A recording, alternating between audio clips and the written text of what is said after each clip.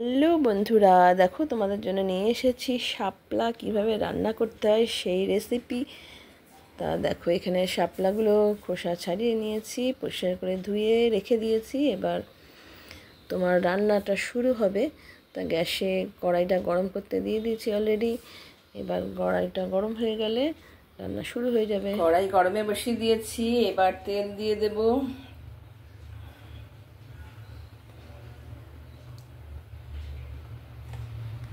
তেলটা এবার গরম হয়ে গেলে এবার একটু কালো জিরে দিয়ে দেব।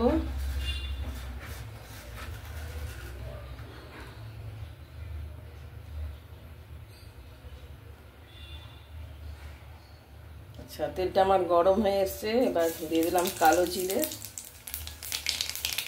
এবার এখানে যে শাপলা আছে, শাপলাটা ঢেলে দেবো।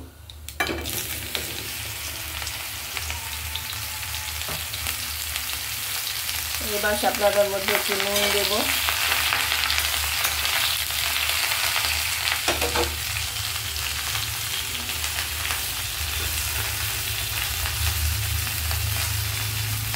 পরিমাণ মতো নুন দিয়ে দিলাম।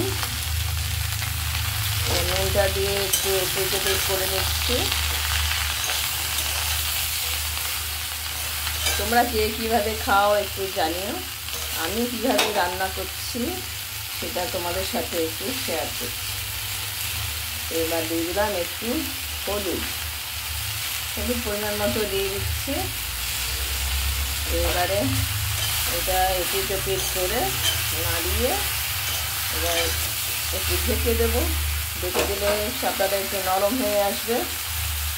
নরম হয়ে দেখবে একদম, এমনি শাপলা তো এমনি নরম, আর একটু ঢেকে দিলে আরও নরম হয়ে যাবে।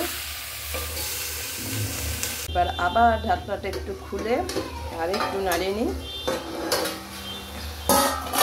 অনেকটাই দেখো নরম হয়ে এসছে, আরও নরম হয়ে যাবে।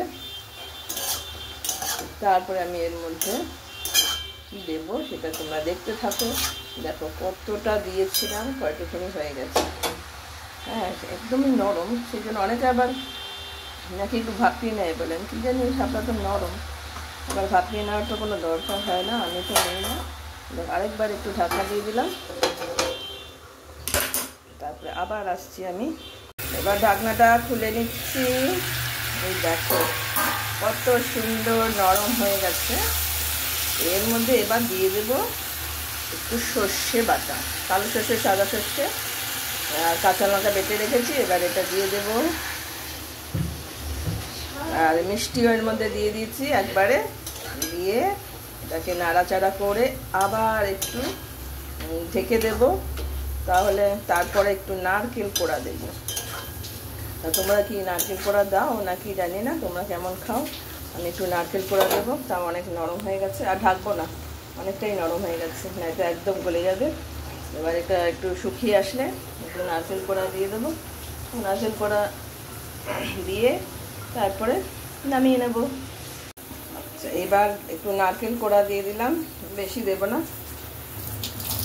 এবার নারকেল কোড়া দিয়ে আর একটু জলটা টেনে গেলে নামিয়ে নেবো। একটু টেস্ট করে দেখেছি, নুন মিষ্টিটা একদম একদম পারফেক্ট, খেতে টেস্টি হবে খুবই, কেননা ভালো হয়েছে। একটু আমি টেস্ট করলাম। এবার শুকিয়ে গেলে আমরা নামিয়ে নেব।